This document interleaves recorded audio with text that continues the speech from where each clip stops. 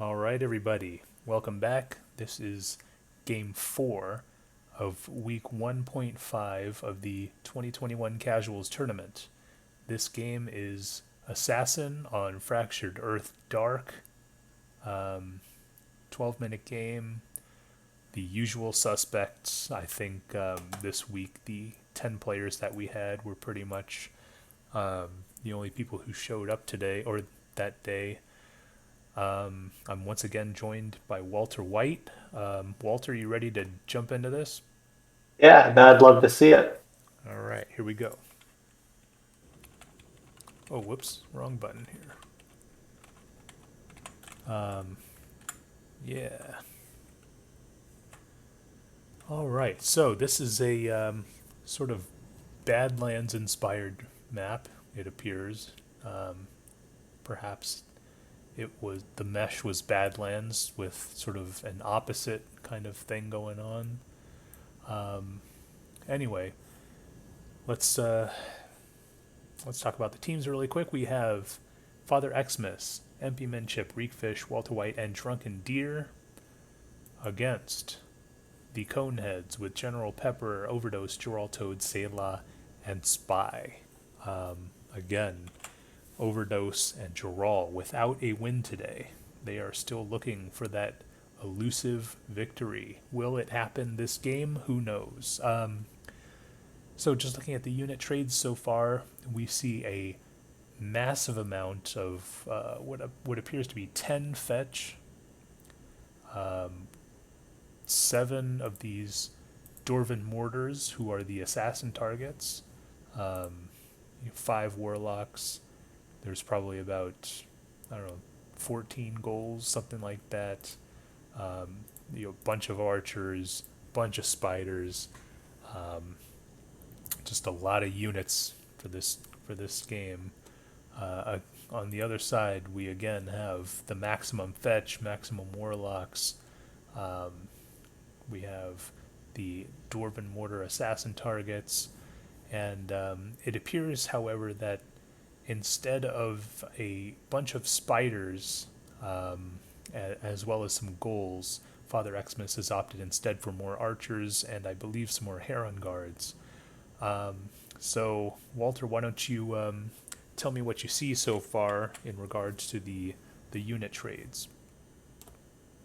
Can we see the green trade again, Yeah. real quick? Okay. Yeah. So what's interesting is I think that the two captains are taking a very different approach from one another.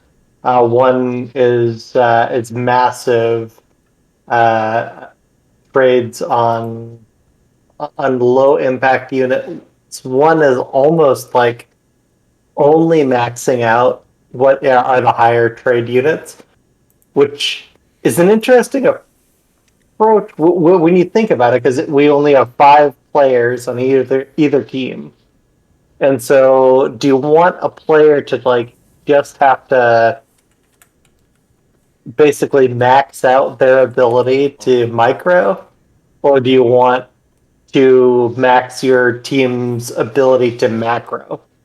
And I think Color Xmas has chosen one route, General Pepper has chosen one route, and I'm excited to kind of see how it plays out. Yeah, well, I mean, I think the major battle here is going to be ghouls and spiders against Heron guards and archers, which appears to be the major difference between Father Xmas's unit trade and General Pepper's unit trade. Now, here is the problem also with General Peppers is I think he thought that his spiders would be able to go into the crevices, and they are not much better at navigating that than any other unit. Did you see that at the very beginning? How the spiders they couldn't go past those major crevices. So can those spiders actually play a value? We'll find out. But that was Pepper's plan.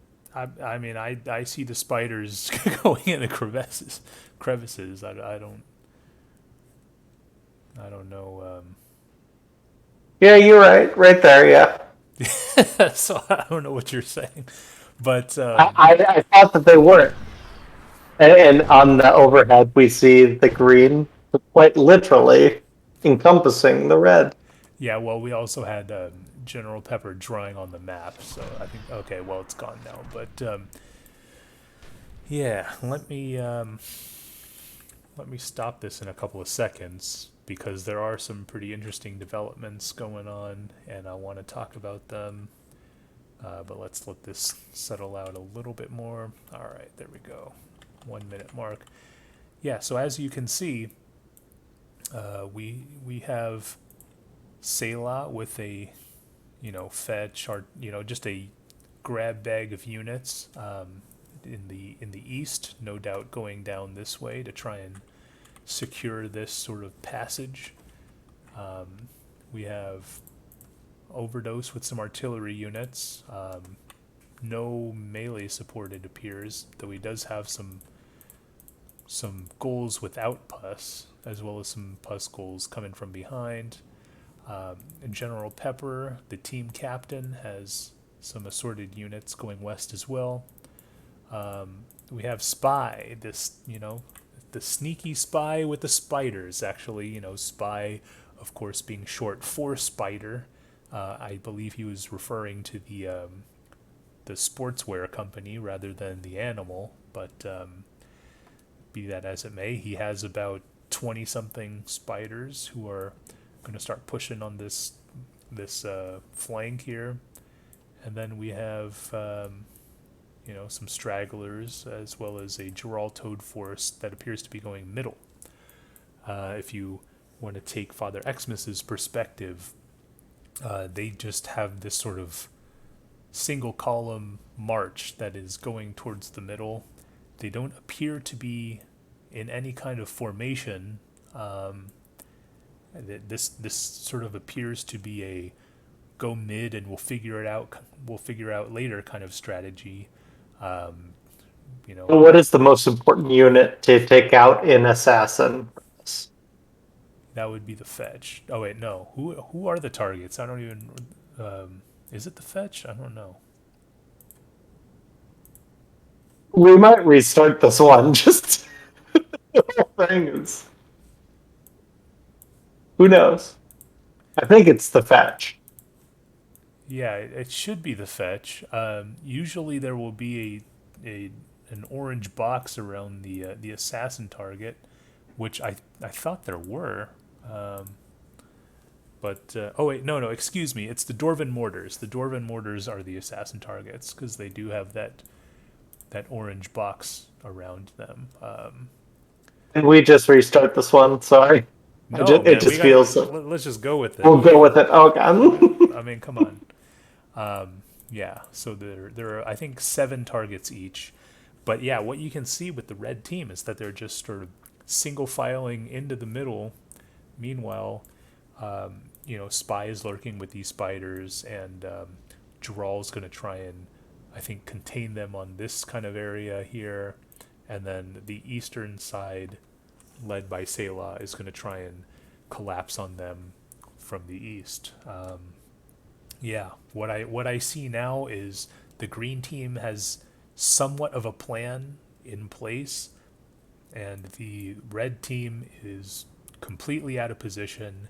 However, I also believe that the red team does have slightly better players, so it'll be interesting to see how this plays out. Anything you want to add to that? No, not at all, man. All right, here we go. Yeah, so I think this might be kind of hard to track, but I'll just zoom in on the red army because yeah. All right, so yeah, we see Spy coming in with the spiders. I mean, this is kind of risky. These Dwarven mortars can really cut through a lot of spiders. Spy deciding to keep his distance, probably for the best. Um, I'm so surprised that they can get through those crevices. yeah, well, spiders, they can do it all, right? But yeah, at this point, we see 1, 2, 3, 4, like 4 different points of surrounding the red team. I could see that you, Walter White, are trying to sort of break out.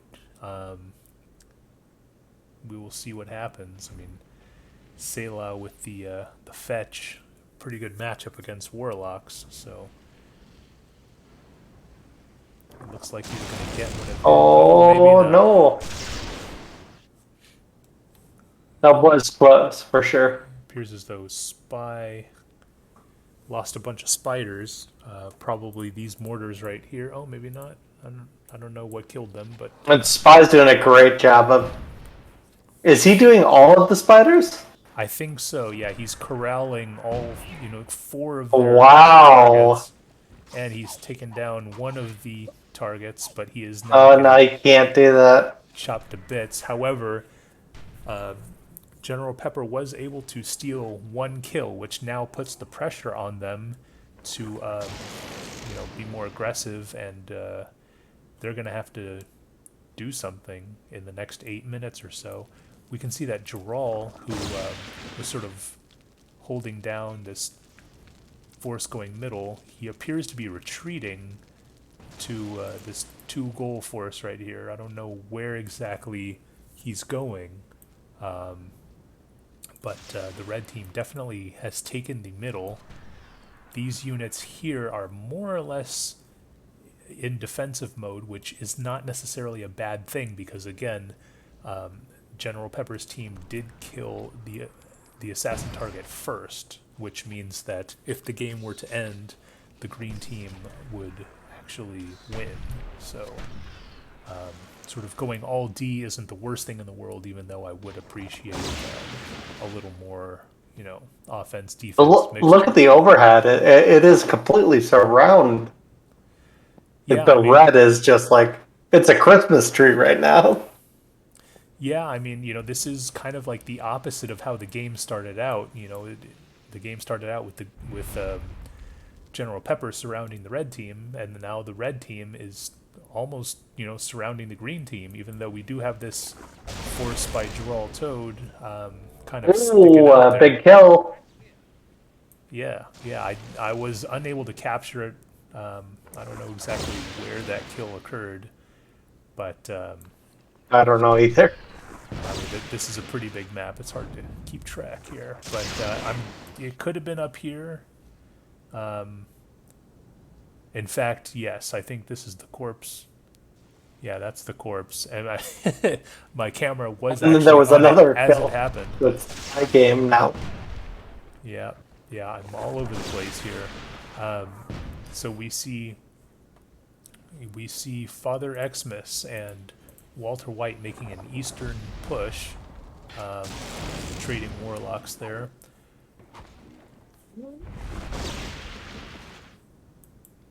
Now, Spy is pretty much all of his spiders are pretty much dead at this point, even though it was having those 24 something spiders worth that 1 mortar kill. I don't know. I mean, it might be because it set up it forced Father Xmas to be more aggressive, but at the same time, those unit points could have been better spent elsewhere. We see Walter White killing one of Overdose's assassin targets, perhaps getting 2 of them. Yes, maybe even 3. Who knows? He's not getting much support from his teammates, even though he just did. But it is now 3-3.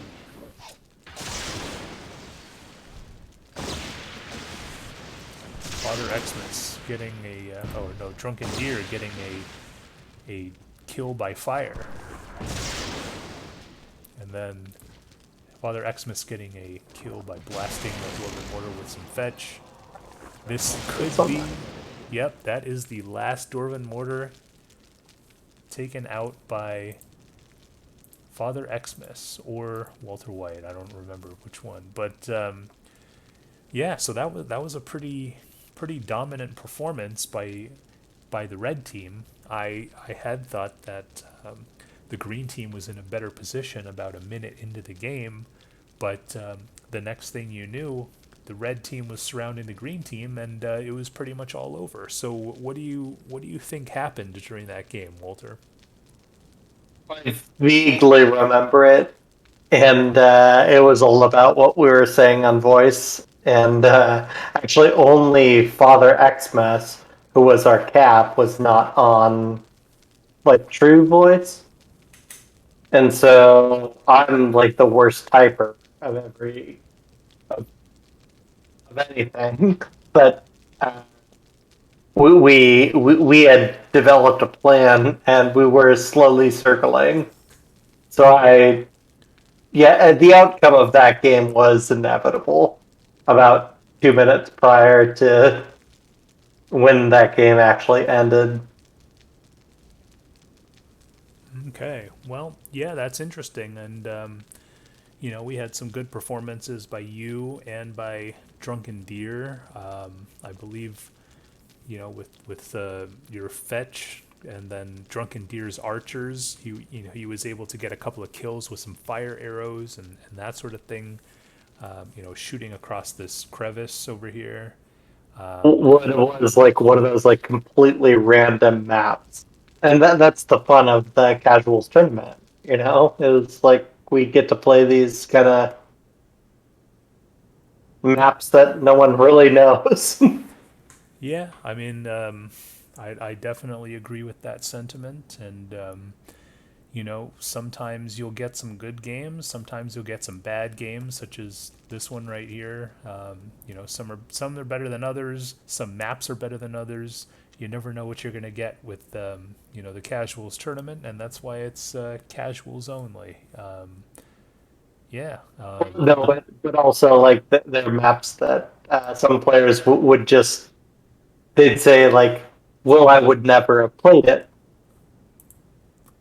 The fun of the casuals tournament is that, well, fuck it, we're playing some map makers maps that may have never been played before, but Yep. it means like if you're an actual good player,